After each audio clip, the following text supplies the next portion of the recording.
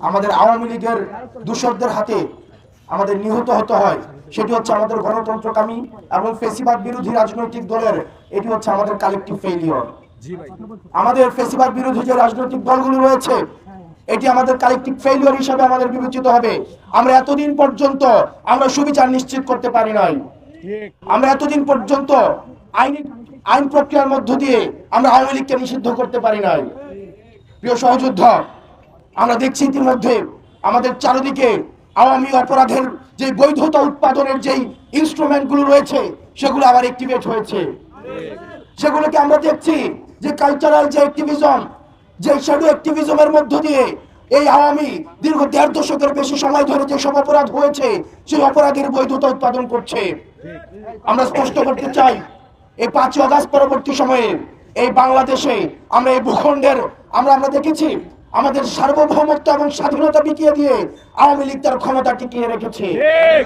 আমরা 5 আগস্ট পরবর্তী সময়ে আমরা এই ভূখণ্ডের দখল আমরা বাংলাদেশিদের কাছে আমরা তুলে দিতে পেরেছি।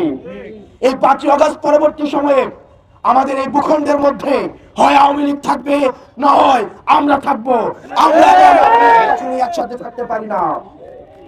এই অন্তর্বর্তীকালীন সরকারকে আমরা আহ্বান জানাচ্ছি, আওয়ামী লীগকে নিষিদ্ধ করার জন্য, আওয়ামী লীগকে বিচার দ্রুত করার জন্য আপনার আর কি কি প্রয়োজন? ইতিমধ্যে আইনাঘর উন্মোচিত হয়েছে, দীর্ঘ 1.5 দশকের বেশি সময় ধরে মানুষের অধিকার লুণ্ঠিত করা হয়েছে, গুম, খুন, হত্যা, এগুলো ছিল আওয়ামী লীগের ক্যালেন্ডার ওয়ার্ক।